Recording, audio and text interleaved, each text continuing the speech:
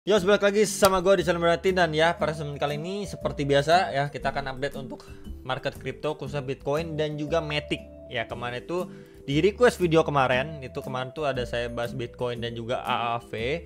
Dan banyak banget yang request Matic Plus. Pas banget ya, maksudnya hari ini ada good news untuk Matic.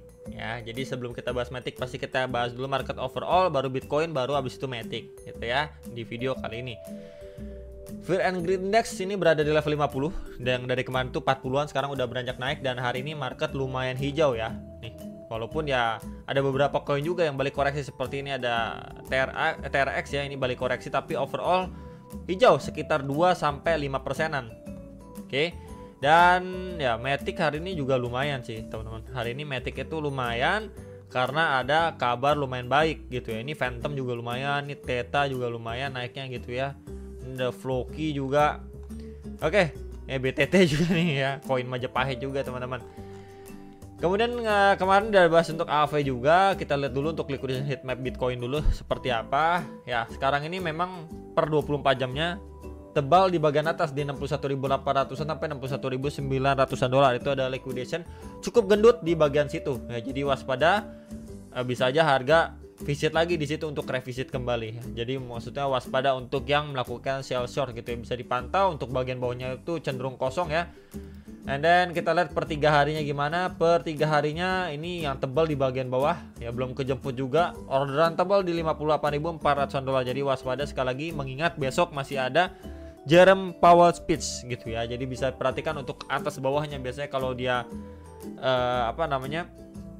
berbicara kan biasanya volatile gitu ya. Cuman ya takutnya nanti kejemput bagian bawah dan bagian atasnya. Jadi bisa kita perhatikan dari liquidation heatmap.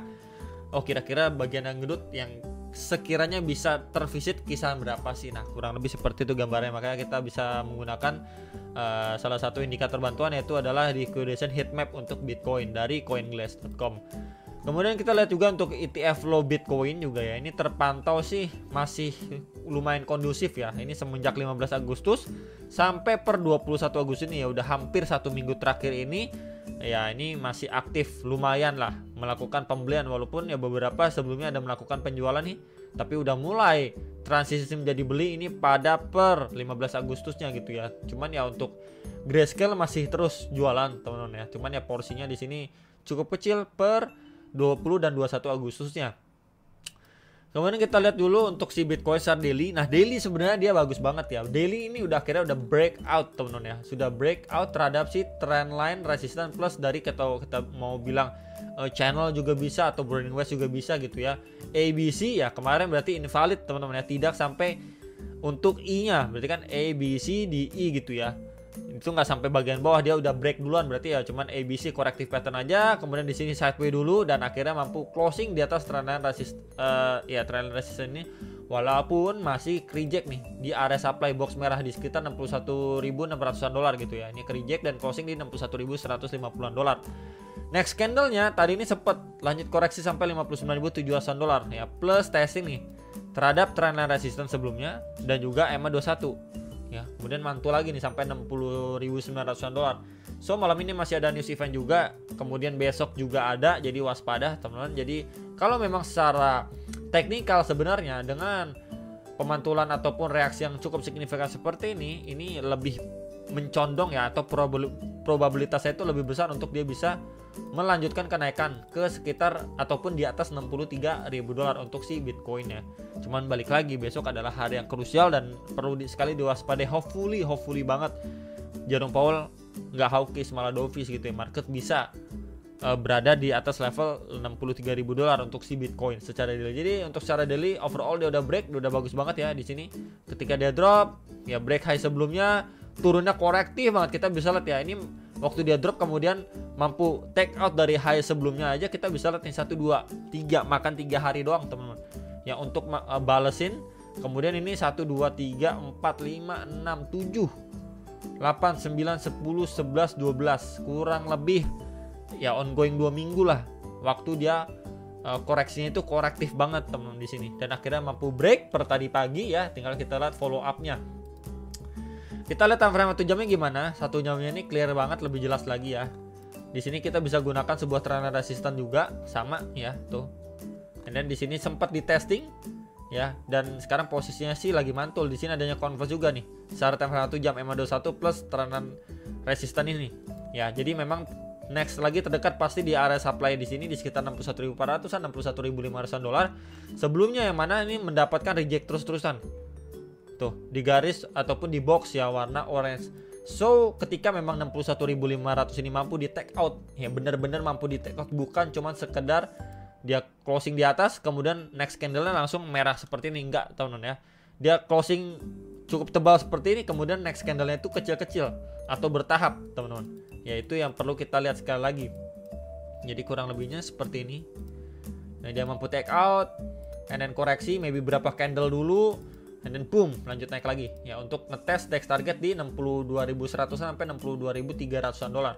Nih ini saya tandain karena previousnya ini SNR sebelumnya nih secara time 1 jam, bisa lebih detail lagi ya tuh. Kemudian next lagi di sekitar berapa bro? Next lagi di sekitar sini teman-teman. Ya di sini ini previous SNR juga kita bisa lihat di sini. Support resisten ya. Ini di sekitar 63.300-an sampai 63.600-an dolar. Nah, kalau saya lihat adjust ke samping tuh support, resisten, support, resisten tuh. Pada pergerakan sebelumnya. Ya secara time frame 1 jam. Jadi bisa sekali diperhatikan untuk beberapa target si Bitcoin ya at least dia mampu take out di atas 61.500-an dolar dulu gitu ya. Dan kalau dia nggak mampu ya break and retest seperti ini perlu sekali diwaspadai ya. Karena adanya peluang yang namanya double top. Ini top 1 and then ini top kedua. Tuh, ini adalah yang perlu sekali diperhatikan. Potensinya double top. Tapi kalau misalkan dia mampu take out untuk lanjut rebound, nah itu lebih bagus lagi, berarti invalidasi double top pada si Bitcoin. Oke, jadi kurang lebih seperti itu teman-teman. Dan ya kalau kita lihat lebih detail maybe time frame 30 menit ya. Time frame 30 menitnya ini kan sebelumnya nih area supply ya. Kita bisa lihat di sini ini adanya area supply.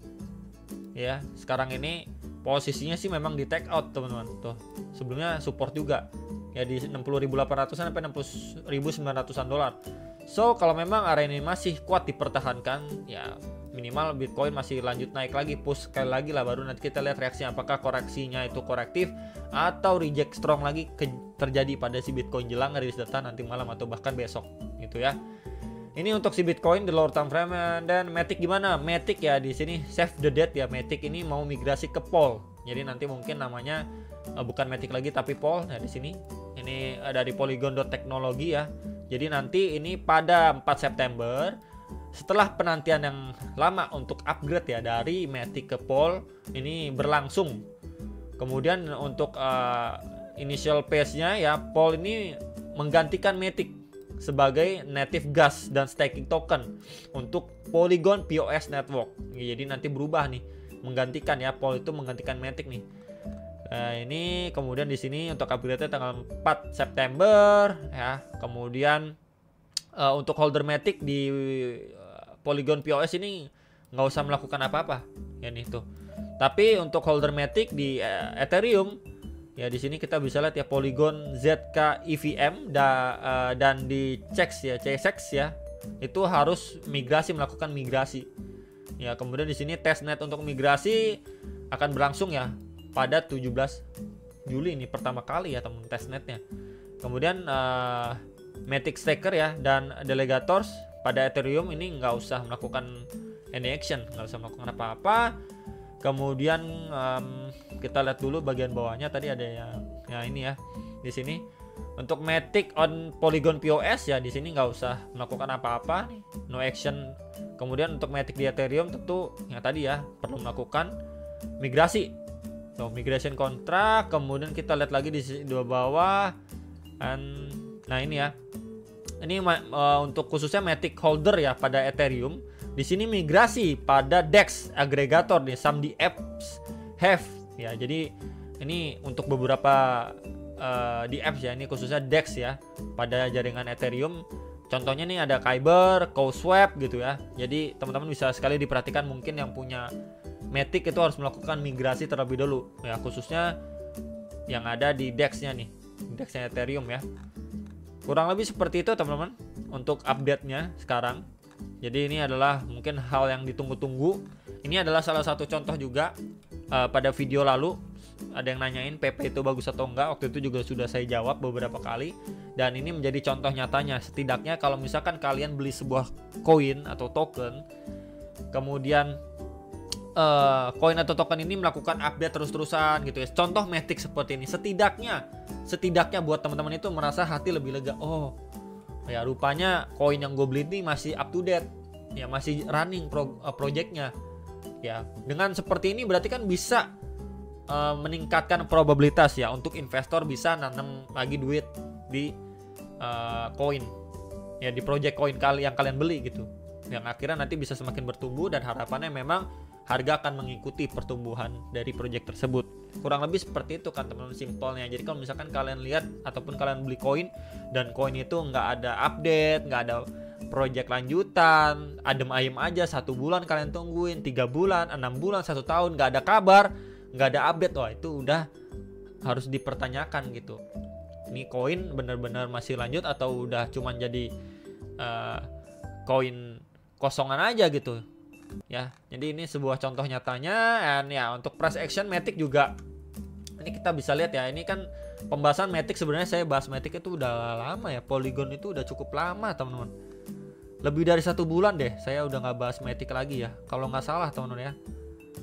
Sebentar coba cek. Nah ini tuh 1 bulanan teman-teman, waktu itu bahas si Ethereum sama Matic ya di sini. Ini sekitar 1 bulanan yang lalu ya, berarti 5 minggu lah nih, hampir 5 minggu tuh ya, hampir 5 minggu lah. Ini baru update lagi karena banyak yang request, plus juga kebetulan hari ini ada update juga nih. Ini terakhir kali dia memang sudah breakdown ya, sudah breakdown dari triangle patternnya yang sangat besar ini. Sebelumnya kita bisa lihat ini di testing 1, 2, ini 3, 4, 5, 6, akhirnya ketujuhnya jebol itu pada bulan Juni ya, pertengahan Juni. Akhirnya lanjut drop dan testing di area strong demand. Ini di sekitar 0,39 dolar. Ya sebelumnya ini sempat bikin base ya pada pergerakan 2021 sebelum dia bikin ATH. Ya, jadi ini ATH-nya pada bulan Mei ya 2021. So ya akhirnya dia mendapatkan reaksi untuk Matic secara daily karena pas banget ya di area demand-nya. And then ada good news juga di hari ini. Apakah memang ini dalam tanda kutip sebuah kesengajaan ya dari internalnya Matic gitu, sehingga memang dibuat seolah-olah wah ini harga bisa mantul dan memberikan harapan baru biar orang ke-trigger melihat Matic lagi, bisa teman. Cuman yang perlu kita lihat ya untuk Matic sekali lagi di sini secara daily ini ada area supply sebenarnya ya, yang sudah di take out sebenarnya. Ini kan area supply nih tuh, ini udah di break teman-teman ya, sama si Matic udah di break. Tinggal kita melihat proses koreksinya balik lagi. Plus di atas ini ada area resisten nih ya, di sekitar 0,555 sampai 0,5736 dolar. So untuk Matic ya secara daily-nya ketika memang dia nge-spike lagi belum mampu break, kita ngomong belum mampu break gitu ya, reject lagi nggak apa-apa ya, dia koreksi and then udah mampu create base, break dari sana ya untuk lanjut naik lagi. Ini lebih bagus lagi untuk Matic teman-teman. Dan kalau kita gunakan contoh ini kan dari low sebelumnya ya, internalnya kita ambil misalkan di sini ya, dia testing lah di sekitar 0,457 sampai 0,477 dolar, kemudian mendapatkan reaction break dari area resistance next target lagi ya. Ya ini untuk next lagi testing di trendline resistance strong untuk si Matic nih. Ya berarti di sekitar 0,633 dolar sampai 0,64 dolar lah, sekitar area itu untuk gambaran Matic. Ini untuk posisi yang kita perlu siapkan ketika dia adanya retracement atau koreksi. Ya disusul dengan kabar berita ataupun baik ini menjelang 4 September nanti teman-teman. Berarti ya nggak lama lagi lah, sekarang aja udah tanggal berapa nih? Udah tanggal 22 guys. Ya kurang lebih 2 minggu, hampir lah ya, nggak nyampe 2 minggu, hampir 2 minggu lagi gitu ya. Jadi mungkin bisa di-prepare ketika memang nanti si Matic ini mendapatkan koreksi dulu ya, bisa dipantau beberapa golden ratio ini ya untuk yang nanya Matic. Dan kalau ini pun tercipta ya, maka adanya possible dia terbentuk inverse head and shoulder. Ini 1, ini 2, and then ini ketiganya dengan area neckline pas banget nih tuh di box merah atas ini di sekitar 0,56 dolar gitu ya. Dan kalau ini valid pun kita bisa tinggal ukur aja target maksimal ke berapa ketika memang mampu dia melakukan breakout ya di sekitar 0,81 sampai 0,82 sekitar area ini untuk target maksimalnya tuh ya. Yang nanyain Matic target maksimal ya hampir OTW ke $1 juga udah lumayan oke lah ya, khususnya untuk teman-teman yang lagi nyangkut ataupun yang sudah akumulasi di Matic. Hopefully dengan adanya info seperti ini dan progres pergerakan harga seperti ini memberikan harapan baru untuk para holder Matic.